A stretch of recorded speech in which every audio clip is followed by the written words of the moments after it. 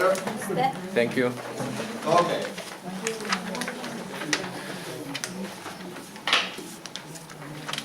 Chair.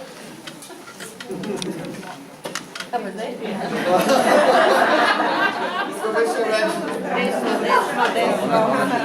Your head is on the camera. V redu, hvala. Hello. So the camera is on the knee. Okay. Thank you very much for inviting me, and I got a little interesting thing, which is something old and something new, and something useful and something new. No, but it helps. So this little workshop and presentation is about reframing. And the first thing is everybody know who got a practitioner certification or more? Okay. Is there anyone who doesn't have a practitioner? Okay. So have you heard about reframe? Yeah. Okay. And just good things, I hope. Otherwise, Yes. Okay. So who got a master practitioner or more? Okay. And who got a trainer or more? No, trainer's just the best. Okay. So some trainers. Good. So because I also will explain a little bit about how the reframing works, and reframing is something like very old. It's like in a couple. It started, I think, in 79 or 80 or something, when they found out about how reframe works, and it's about linguistics. And linguistics is words, how you use words, and how to change the meaning and the words so that you help people. So there are two types of reframe, everybody might know, which is like the content reframe and the context reframe. In this little workshop I will also explain how these two work and how you can use them more effectively or faster and make it more easy. I will also tell you that there are two other types of reframing, which you don't know yet, but soon, which you can also use, so you have a little bit more flexibility in other frames, and that you could not just use the reframing, but also do framing. So without the re in the beginning, which means do something to create that kind of frame. And I will explain that how that is useful, especially in everyday life, and especially in enhancing and making your communication much more precise and useful, and avoid misunderstanding. So if you want to have less misunderstanding in your life, listen. Okay. So the first thing is how does the reframe work, and why are the reframes and the framing work at all? And we have to go back for that to some research which was started in '69, even before NLP, but it explained how the brain works.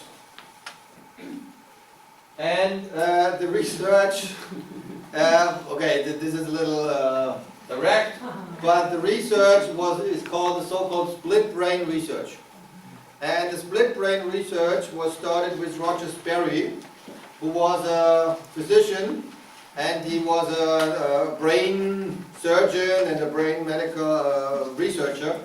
And he found out something, and he also won the Nobel Prize for Medicine for his research. And he found out that the brain does something special.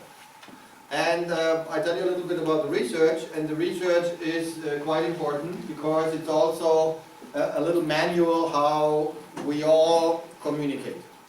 And the research was done is, what they did is, they didn't use a saw, but what they did, oops, next one, is that they had people, and those people had some really big problems. They had epilepsy. And not just a little bit epilepsy, they had very, very strong epilepsy, and they were untreatable. That means normally what they did is they gave some kind of medicines and some kind of stuff, but for some people it worked, for these people it didn't work. So they had no more medicine they could do.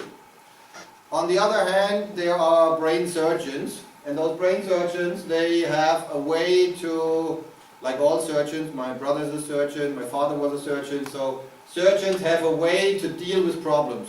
Yeah? And the problem the surgeons have is, if something is wrong somewhere, cut it off. Yeah? So some of these epilepsy patients, they had found out that an epilepsy is something like a big storm in the brain. Big storm in the brain. Where all the neurons, many more, much more, too many, start to fire at the same time. And this is why people start to have these attacks. And because of those attacks, they lose control. And if it's very bad, they got unconscious, they fall down, they break their bones, and it can be really devastating. So some of these patients they found out that these storms of the brain, they start at a certain point. And when they start at a certain point, like this is like the starting where the big fireworks start, they spread and they get bigger and bigger, and the storm, then the full brain got the storm, and then they lose control. So like the surgeon, what they said is, okay, if we find the source where that storm starts, we just cut it out. And this is what still today sometimes they do if there's no other treatment. They cut out the source of the storm. And then they feel better. Maybe they don't remember which school they went, or kindergarten or something, but it's a life without epilepsy, so with much less. But there were some patients where the storm started here, and then next time the storm started here, and then sometimes here, and sometimes here, sometimes here, sometimes here, sometimes here. So the surgeon cut it out. Yeah, you cannot cut it out all because you want to live. So there was no other way. Now the brain is built of two halves, and the two halves are connected. And there's only one big string of nerves which connects the two halves of the brain. And that's called the corpus callosum. And what they did is, with some of the people of Rochesbury, they said, we have some patients, what we could do with those where the storm starts on many locations, we could cut the bridge between those two parts of the brain, which is the corpus callosum. And if the storm starts on this part, it spreads, but it cannot go to the other half. And it starts here, it cannot go to the other half. That means whatever storm, it will be only half a storm in half of the brain. And that might be much better than a full storm in the full brain. So they actually asked some of those patients who were in bad shape because of those epilepsies. We have an idea, we could make an experimental procedure. We could cut your brain in half and cut the bridge between the two halves. They actually did not know what would happen.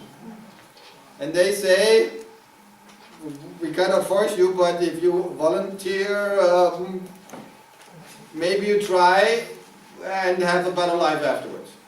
So a couple of them said, okay, I take this risk. And they signed it, and they did the procedure where they, but it's actually like, this is real, that in between those two halves there's nothing, and they cut the bridge. So after cutting the bridge, they had, and this is what made them famous and all the research which came out, so-called split brain patients. Which means those were the only brains in the world, very special, famous in research. These were the only brains in the world which were like two half brains. And first, the good news was, after the operation, they were normal. They lived, everything was fine. they were actually very astonished that nobody was dysfunctional, crazy or something, because if you cut brain into two halves, you would assume something dramatic would happen. But it didn't. But now they had these brains which were like cut, which means suddenly they had people who had two separate brains who could do things which normal brains cannot do. Or at least you could do experiments. So one thing they knew from anatomy research before is that the right part of the brain controls the left arm and the left leg. The left part of the brain controls the right arm and the left. So they knew that before. But what they did not know is that for most people, the left part of the brain, which is connected with the right hand, only talks. So only half of the brain talks or uses language. The other half doesn't use language. It doesn't talk. It also thinks, but now in NLP we know it thinks with pictures. It thinks with voices, but no language, no AD, auditory digital. So what they did is some experiments. They took like a big black cloth and they led them with the left hand under that black fabric, and they should touch something. They don't see it, they touch it, and they should say, what is it? And that's a spoon. And this, that's a pen. And this, a fork. So they could touch and recognize what it was. They put their right hand in, touched it, and said, what is it? What is it? I cannot tell. I don't know what it is. Why is that? Because the right hand is connected with the left brain. The left brain doesn't talk. Normally what happens is with our brain, which is connected, the talking brain says, oh, it's a spoon. And the other half says, oh, it's a spoon. Here it was not connected anymore. They touched it, they could recognize it, but they could not talk. And now about the reframing part. What they found out is, afterwards, when they did the exact thing, someone took a spoon because the hand recognized it. And then they asked, why did you take that spoon? And the half part of the brain which does not talk had the spoon, and the part which does talk had no clue. And the part which is talking said, I think I want to eat soup.